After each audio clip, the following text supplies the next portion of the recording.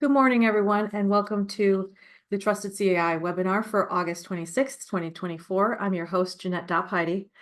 Trusted CAI is the NSF Cybersecurity of Excellence, and these webinars are part of its mission to deliver high-quality, actionable guidance regarding cybersecurity to the NSF community. More information about Trusted CAI can be found at trustedci.org. Today's topic is JSON Web Tokens for Science, hands-on Jupyter Notebook tutorial with Doctors Jim Basney and Derek Weitzel. Jim is a principal research scientist in the cybersecurity group at the National Center for Supercomputing Applications, that's NCSA, if you've heard of them. Derek is a research assistant professor in the School of Computing at the University of Nebraska, Lincoln. Before we begin, I have a few things to note. First, this presentation is being recorded. Second, participants are welcome to ask questions. I think we're going to take the first half of the presentation and do the questions then with Jim, and then we'll let Derek do the demo. And during that portion, that'll be a little bit more back and forth. If you have questions, please do interrupt Derek while he's working. Okay, I think I covered everything. With that, I want to welcome Jim. Jim, welcome. Thanks, Jeanette. Hi, everyone. Thanks for joining today.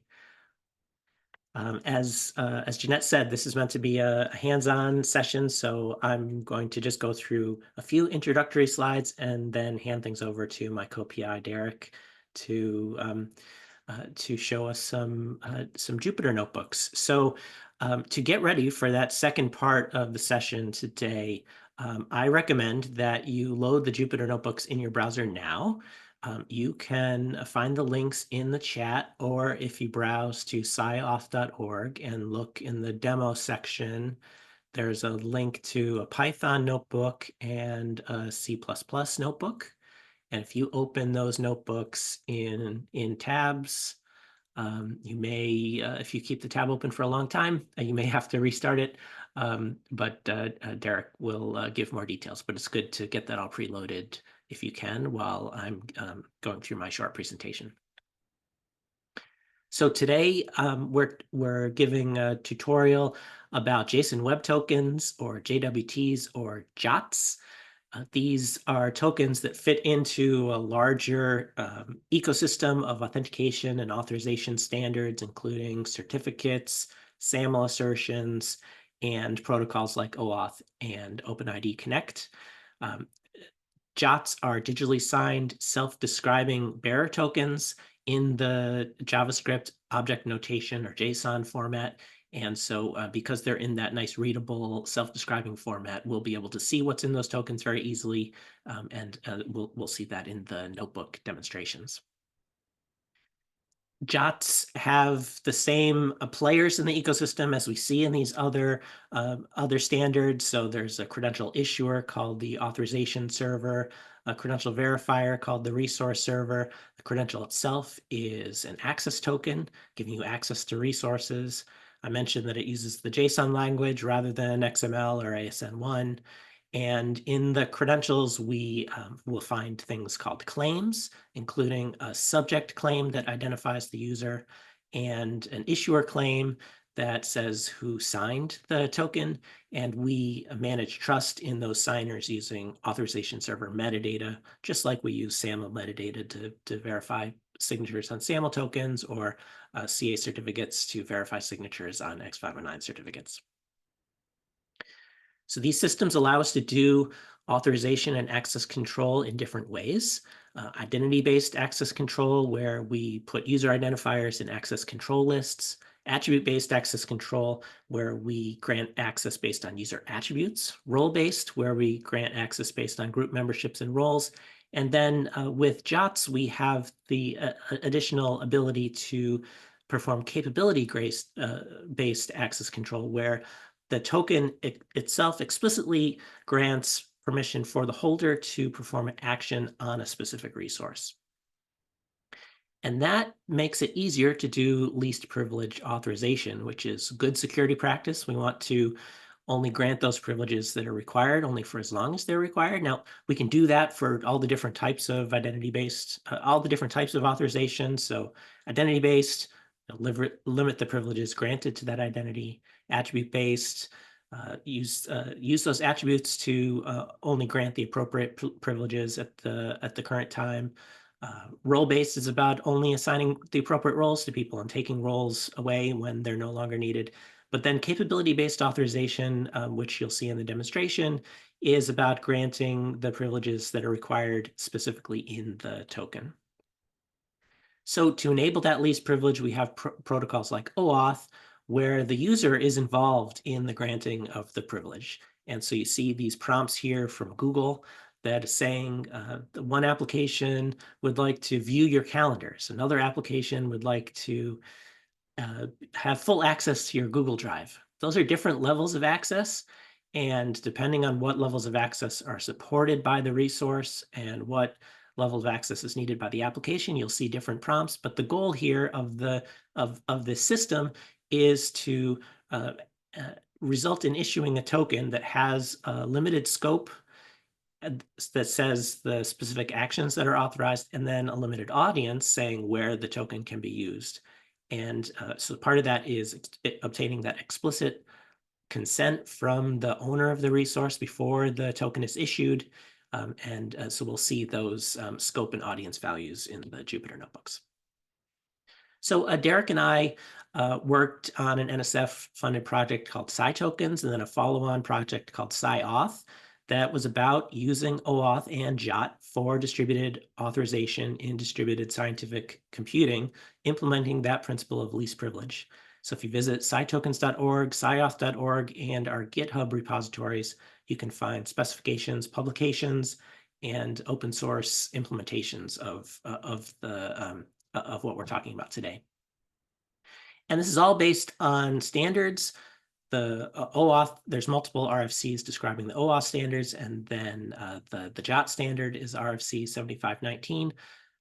And then RFC 9068 talks about specifically using JOTs in OAuth for access tokens, granting access in this way that we're showing in the CyTokens and CyAuth works. So you can find direct links to those references and others in the cyauth.org bibliography page. These tokens connect very well to federated authentication and federated identity management. So for example, if you're familiar with the CI-logon federated identity management system, you can connect your own CyToken or JOT token issuer to CI-logon, use CI-logon for authentication and your own token provider for authorization. Or you can also rely on CI-logon to operate a token issuer for you. And so CI-logon is part of the sustainability ecosystem around providing the needed infrastructure for tokens and connecting tokens in to our federated authentication and federated identity management community. There are multiple JOT profiles in use in the scientific community. I'm going to highlight two of them. One is in the WLCG. This profile defines both how to use tokens for group-based authorization and capability-based authorization. And Derek will be showing software that supports this WLCG profile. And the CyTokens project was also involved in development and evolution of that profile. Another related use of JOTs in science is with GA4GH passports. That's the Global Alliance for Genomics and Health. And so they also include role-based authorization, access grants, giving access to specific data sets. So this is, for example, used in the Elixir Europe project. And so you can find more info on the GA4GH website or the associated publication. So there's multiple profiles in science for using these JOTs. So we want to make sure that we have good interoperability, that the software that we use in our scientific cyber infrastructure supports these tokens well. And so it's important that we understand how these profiles differ and potentially identifying the commonalities, improving interoperability and security across the different ways we're using tokens. So there's a new Grand Unified Token Profile Working Group that's currently active. You can visit the GitHub site for this working group at the link there. We use GitHub issues to track our work, so you can create issues or follow along with the issues. And you can join our mailing list hosted by Nikev to get information about our Zoom calls and our ongoing discussions about use of JOTS in science. And so you can find lots of more information about this topic at scitokens.org and sciauth.org, or you can contact me or Derek directly. But that is my very short introduction to JOTS. And I'll watch the chat if anybody has questions, but otherwise I'll hand it over to Derek to get us started with the notebooks. Thanks.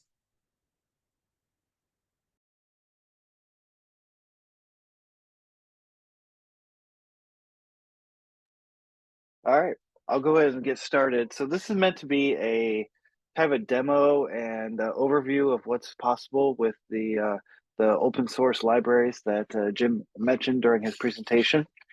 There we go. So I'm going to go ahead and start with the first demo that was linked in the chat. This is the Python demo. So this demo, what it's going to show you is how to get some kind of demo credentials from the CyTokens issuer.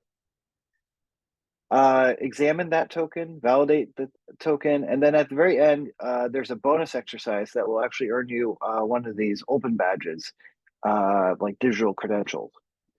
So I'm going to go ahead and get started. So in typical Python fashion, at the very top, you do your normal imports, and there's a library called CyTokens. And it's available with pip or whatever your favorite installer is, Conda, whatever. And we'll go ahead and get started. So first, to get our first token, we're going to use the demo.cytokens.org issuer, and I'll visit that website real quick. So this is just a demo page. You can parse encoded tokens and you see their contents. But it just issues tokens using its own issuer, just with whatever information you give it. So it's kind of like an open issuer. And so I'm just going to create a quick function that'll be useful for the rest of this notebook to get those tokens. And so there's just a get token.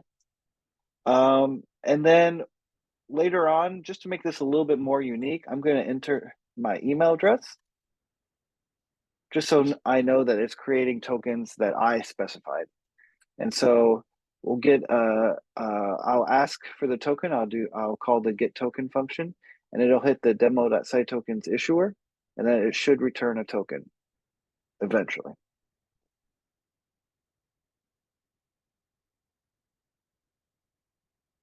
There we go. And then what we can do is we can copy that token, bring it over to the demo.cytokens website, replace the encoded part, and you'll see that the subject is what I entered, my email, dweitzel@unl.edu, and then it has a bunch of other auto-generated attributes as well.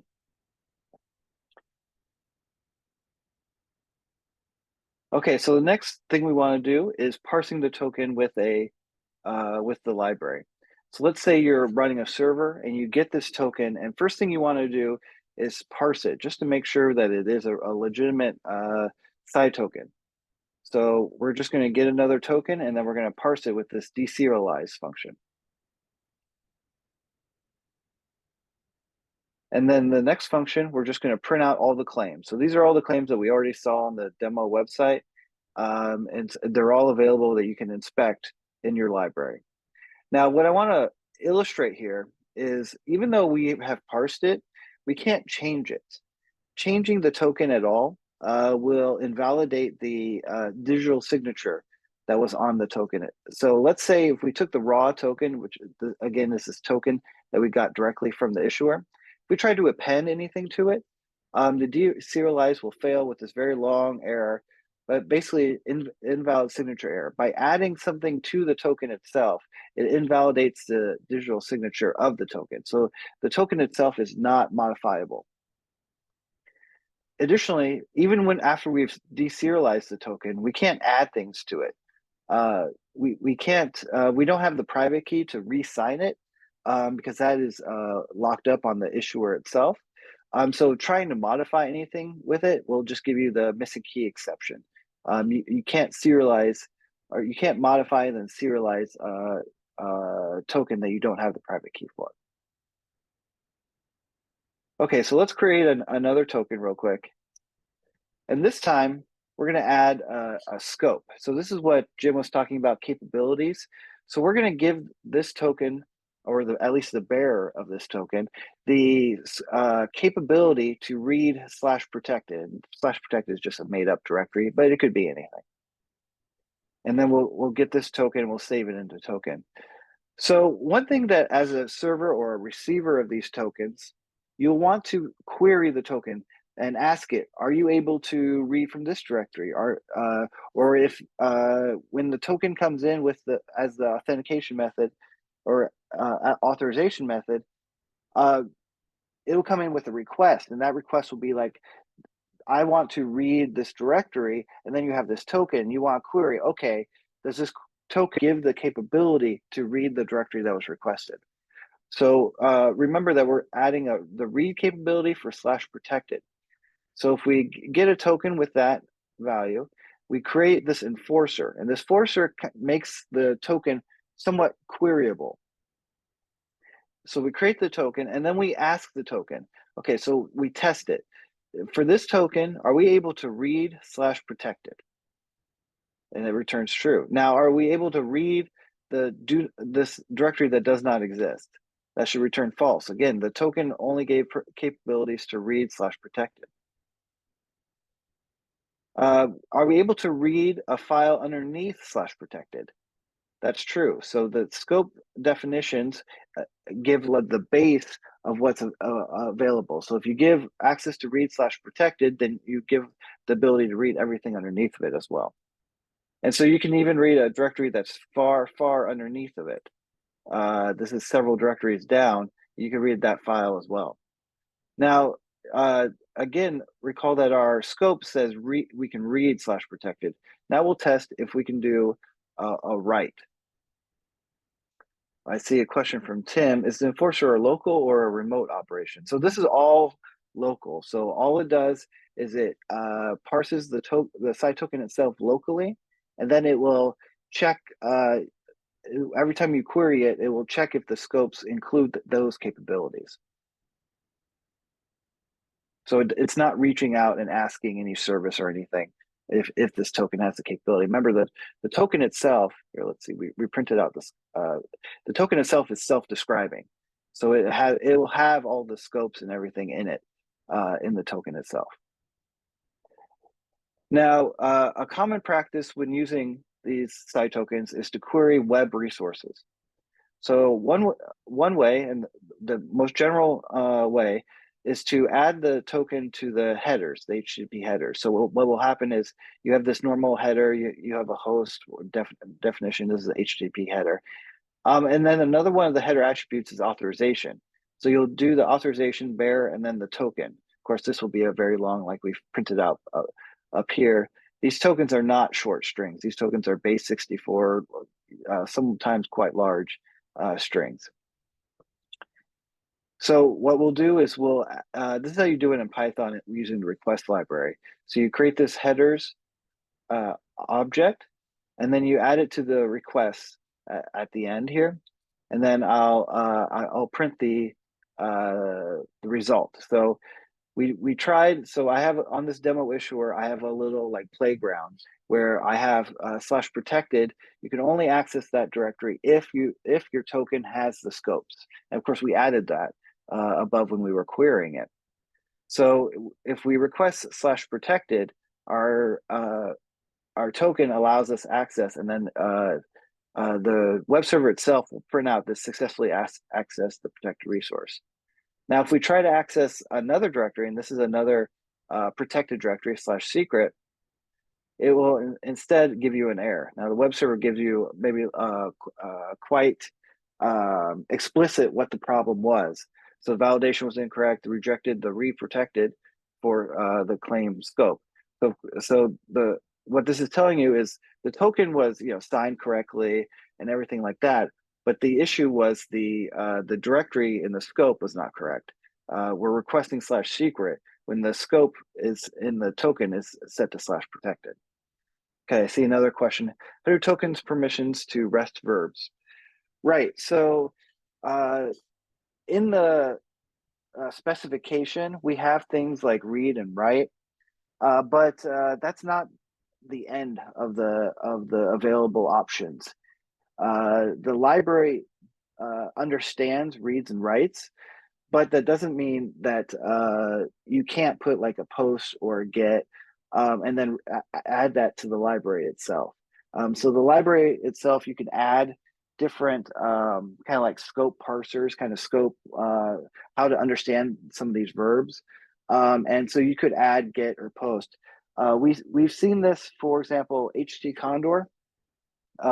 They did this because there's a lot more permissions in like a batch scheduler than just read and write. There's like, you know, can you query the jobs? Can you query all the nodes? Can you submit a job? Like what's your permission level? And so they added these extra permissions as well. And the WLCG also has a lot of different scopes as well. For example, they have like storage.read, they have storage.write, and then they have compute.read, compute.write. And so in the end, the libraries, a lot of these we tend to just summarize to read and writes. But for example, in the WLCG, it's very explicit that, you know, a token that has compute.read will not have a storage.read type of attribute. And so it very much depends kind of on the infrastructure, but the library itself is very extensible to add these type of verbs. In this particular case, the HTTP library that I'm using to parse the tokens, it will map gets to reads and posts and puts to writes. So in this particular case, you're right, but that's just because of the implementation here. And again, although I'm giving an example here of using an HTTP server, these tokens are used across a lot of different protocols and a lot of different services. For example, the tokens are also available against the XRD servers, whether you're using the HTTP interface or if you're using the XRD protocol interface. And of course, the XRD protocol interface doesn't have an idea of like puts and gets. It's much more like read and write. And then also same thing with HT Condor. HT Condor will have different permissions, and HT Condor interface is not HTTP either. So it's just because I'm using HTTP here to simplify things doesn't mean that that's the only way you can use these tokens. So, and then just as like a example, the curl command that you would use to create or to submit a request is this very long curl command. Basically, it just shows how to put the header command line option into the curl command. Okay, now it's a bonus exercise at the bottom of this notebook, and I'll do it with you here. Is we want to create a token that's able to access this /secret. Now, there's a couple things to think about is what does the scope need to be? And we want to include our email address as the subject, the sub attribute, so that we can get this badge that I mentioned at the beginning of the notebook. Okay, so I know that we created a token before that had the /protected scope. So I'm going to scroll up and I'm just going to copy and paste here a little bit. Okay, so we've got this payload, the scope equals read/protected, and already has my email in there, so that's nice. Okay, so we know we need this. The scope isn't quite right. We need to access /secret, not /protected. So let's edit that. So now the scope is read secret. Okay, so I'm able to get my token, and it saved a token. Let's just print that out. Okay, so we have a token here. Now, how do we submit it to HTTP? So okay, so we've done this before. So we wanted to have the headers. We'll do the request.get, and then we want to print what we get back. Okay, so we have the headers here. This looks fine. The next line, okay, we need to change this. We want to query /secret, not /protected. So we'll just edit that real quick. And then let's see, it's using token. We save the token into the token variable, request.get, and then we want to print whatever we get back. Okay, let's see what we get back. All right, congratulations. I was successful and I've earned the demo application badge. And then you can go to this link and it'll give you a nice pretty little badge for completing the demo notebook. Okay, that's it for the Python demo. Now I have slightly different, and of course the Jupyter notebook timed out right when I got there. Let's see if I can reload this. So I'm going to just load this from the links that has been pasted into the chat. Okay, here we go. It loaded quite quick. That's good. Okay, so this is another notebook using the, instead of the Python library, this is using the Cytoken C or C++ library. And so this notebook is not Python code. As you can see, this is actually C++ code. So a couple of things I want to point out, just logistics of this notebook. C and C++, so this is a notebook technology brought to you by some of the people, brilliant people at CERN that wrote a C and C++ kernel for Jupyter Lab. But as you can imagine, C and C++ is quite a bit more unforgiving than Python. And so if you cause like anything like a segment fault, it will kill the kernel and you won't get any useful output back from it. And so the notebook itself is a little bit more finicky. I know this notebook works. I've run through it several times, but I'm just saying that, be careful when you're editing it, because if you cause any sort of memory issues, you can quickly get a failed kernel and you won't get any useful input back from it. So I see a question, does Cytokens have a Rust library in the work? We have a Go library. I don't think we have a Rust library. And I don't know that one's in the work. Now, you can use C libraries very easily in Rust. And so it would not be difficult to imagine just linking to the C library. Now, I know this is a C++ notebook. But the interface to the library is all in C, just to make it more generalized, and that'll actually make it easier to use in something like Rust. And so everything you'll see here, everything accessing the library is actually in C.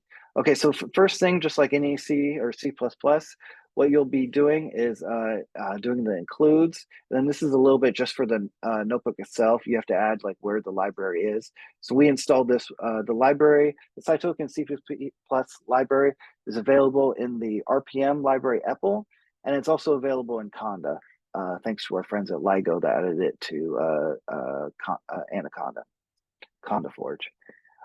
So we'll just do those includes. Just a quick clarification at the, what we're going to be doing in this notebook is very similar to the previous notebook, just in C. So we're going to create a simple token. We're going to show how to serialize and deserialize the token, and then how to query the token. All this will be very familiar from the previous demo. Creating tokens and then querying them. So one first things to create a token. In the previous one, we just asked the demo issuer. This time we're actually going to create a private key and a public key, and then we're going to be signing tokens in this demo. So how to create a private key. So there's many different signing algorithms. We're just going to use an elliptical curve here. And so this is how to use create a private key. This is this command line, and then a public key derived from that private key. So I'm just going to, I just hard coded a private key real quick. And you can't imagine how many alerts I got from GitHub when I uploaded this notebook, because it detected a private key in a Git commit. I'm thankful though that I know that that's out there now. But again, this private key is meant to be public. So what we're going to be doing is we're going to create a first thing. To create a key, you have to, or to create a token, you have to first create a key object. And so we're just going to create a key object here. And one thing I point out here in the text above, but I didn't mention, is I will not be using any C++ memory management tools. So there is 100% memory leaks in this notebook. At the very end, I show you like how you would do this for memory management, but just for clarity, I'm just going to do it very simple. Again, this is a C interface. And so some of the memory management is kind of is designed to be on the person using the library. So I show you kind of at the end how to do that. So anyway, so we create this key, we tell it the algorithm, we give it the private or the public and the private key, and then a place to put an error message if that error occurs. And thankfully it does not, so nothing gets printed out. Now we'll create our first token. And just like all of C code, after you call something, you have to check if it succeeded or failed. And so we create our first token. Now this first token, all we're doing is we're just giving it the private and public key to sign it with. It's not adding any attributes yet. So we haven't added anything. So that's what we're doing here. We're going to set a few attributes. We're going to set the issuer, which is just the demo.site tokens. We're going to set the version of site tokens. So there's different versions of profiles. We're going to use the site token 2.0 version. And then we're going to use the audience. And I talk a little bit about the audience later on. But the audience is useful for when the server actually gets the token and wants to check it. Okay, so I add all those attributes, and then all I want to do is I just want to serialize. So I just want to take this token and spit it out to this value array of characters and print it out. So then coded token is this. Now, if I go over to my demo.site-tokens website and I paste it in, then we'll get exactly what remember we set the audience to demo.site-tokens. We set the issuer to this demo.site-tokens/gtest, which was just an example. And then the version we set to 2.0. Now, it did add a few other things just because site tokens library is nice. It had an expiration date. We didn't say how long to when to expire it, but it automatically sets it to, I think, 20 minutes. Excuse me. And then issued at time, and then just gives you a JSON token ID, which is just some UUID. Okay, jumping back to the notebook. So serializing and deserializing. Okay, so we already serialized. Now, when you deserialize a token, it does a minimal amount of validation for you. It'll check that the token is properly signed, so it actually checks the digital signature for it. It makes sure it's not expired. And then when you ask to deserialize it, you have to give it a list of approved issuers. So let's say I'm the server, kind of role play here. I'm the server. I only accept tokens from demo.site tokens. If a token comes from me from CI logon, I should immediately reject that because I do not want to accept any tokens, no matter the scopes. I want to, even before I even get to parsing the scopes, I want to very quickly reject that token out of hand because it did not come from an issuer that I trust. And so that's a very key thing to the at the very beginning of processing a token that you receive. You want to very immediately say, I do not want to get a token from that issuer, or I do not expect one.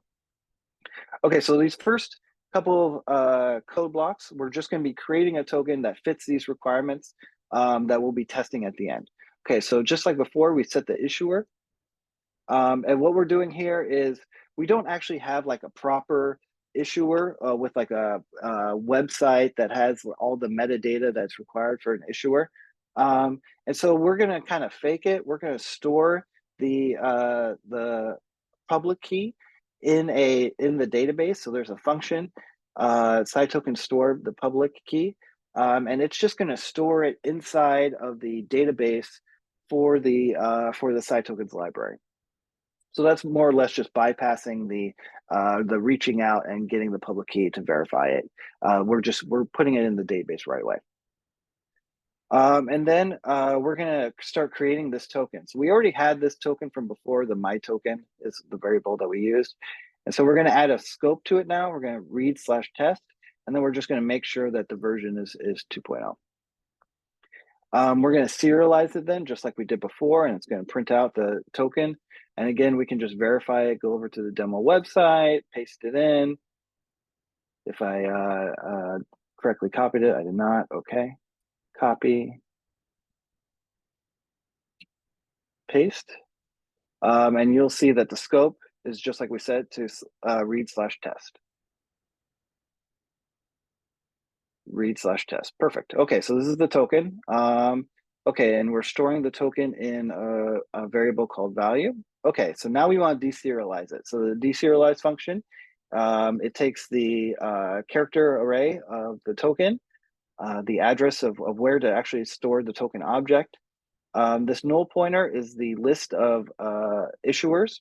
Now, I said before that we should reject the issuer if we don't understand it. In this case, we're just going to say, accept all issuers.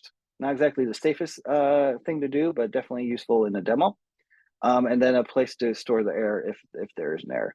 And so we successfully deserialized it. So now a token object is stored in token.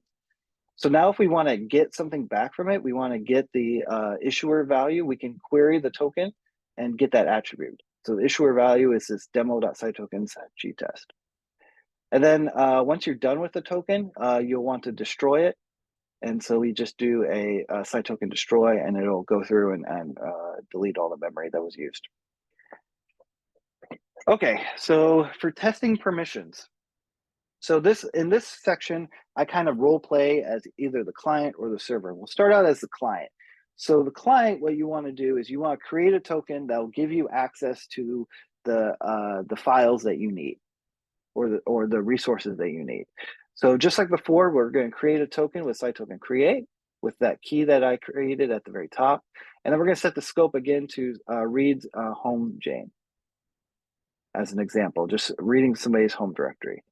Now we're going to, just like before, we set the audience, AUD, the version, and the issuer claims on the token.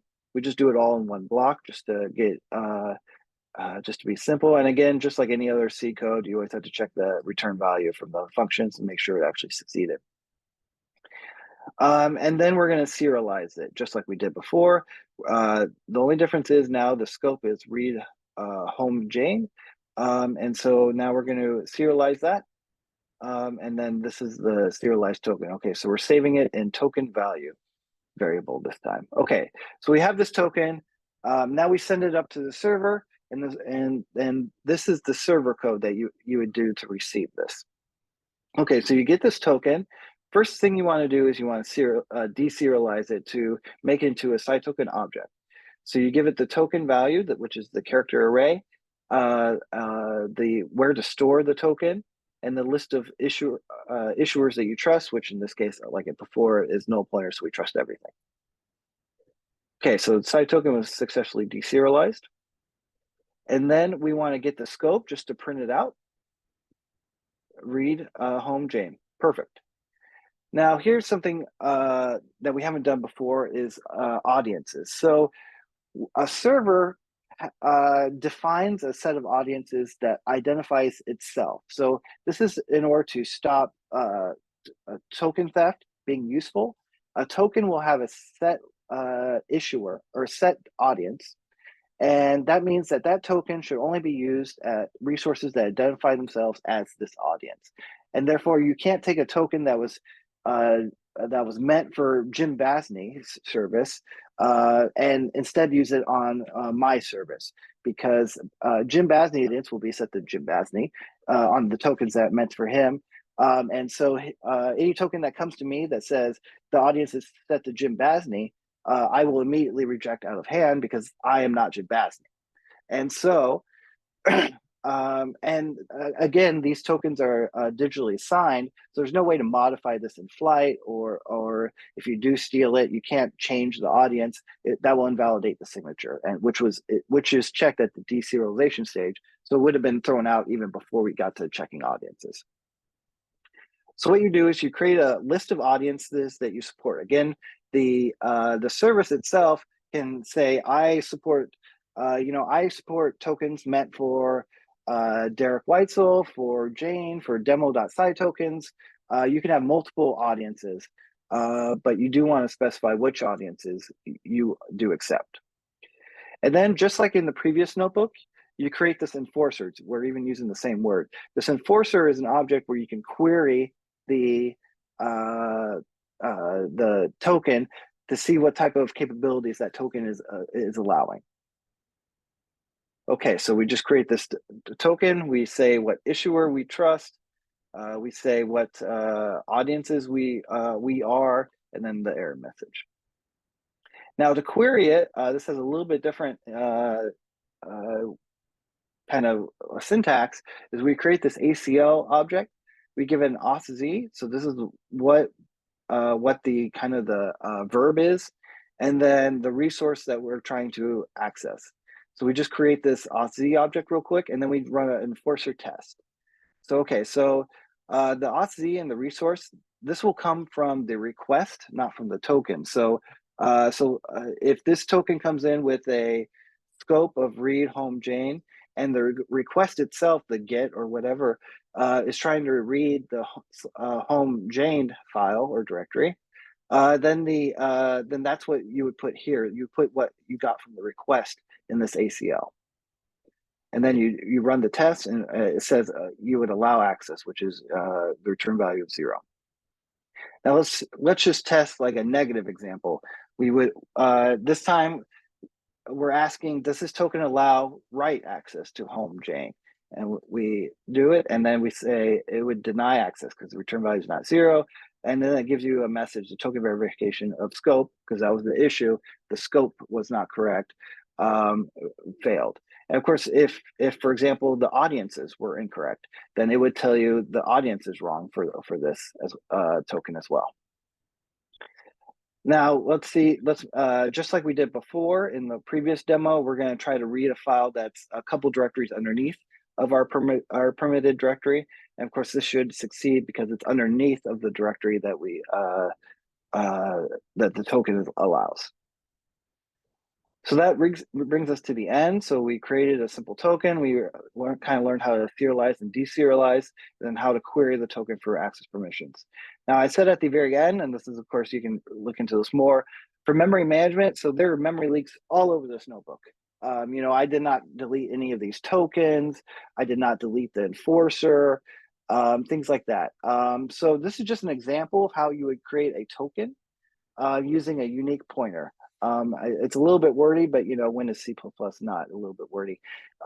So this is just showing the syntax for creating a token that would be scoped.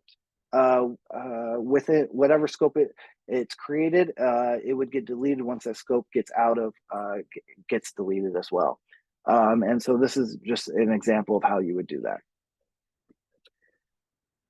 Okay, that reaches the end of the demos. Are there any questions? We had some good questions while the presentation while the demos were going. Is there any other questions that I can answer? And those of you in the audience, if your question is kind of complicated to type out, I can enable your microphones as well.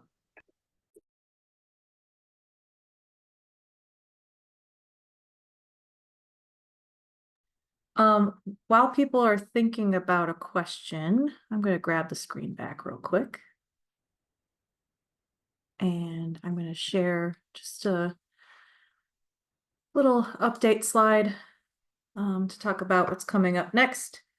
So we do have a webinar planned for next month for September, but I don't have a date officially confirmed just yet because I'm still working with the presenter. But we're going to be talking about zero trust networks with ESNet. So if you're interested in that topic, please be on the lookout for my announcement about that. Also, the Trusted CI NSF Cybersecurity Summit is coming up in October, the 7th through the 10th in Pittsburgh. Please register if you haven't done that yet. If you're interested in mentoring, please select the mentor checkbox when you register. And you can find more about that at trustedci.org/summit. And let's just check in here. One more time. Let me stop sharing real quick here. Okay, I think we've addressed all the questions. So I just want to thank you, Jim and Derek, for presenting. And do you have any final comments or things you want to share? I think at least on my part, I'm always interested in how people are using tokens or these type of capability tokens, whether you're using side tokens or however you're doing it. I'm always interested in how people are doing this, and interested in how I'm able to get out this software even more. Like I said, the Python library is available in like Anaconda and PyPy and using pip, or however you want to install Python packages these days. And then, the C++ library is available in Apple and Anaconda as well. It's also available in Debian, I believe, repos as well. So, however, I'm always interested in how can we reach more people or be more useful. And so please let us know. Yep, hopefully everyone was able to follow along with the Jupyter notebooks. You've got our contact information in the slides, so we're very interested to hear from you if you have any follow-up questions after the presentation. Thanks.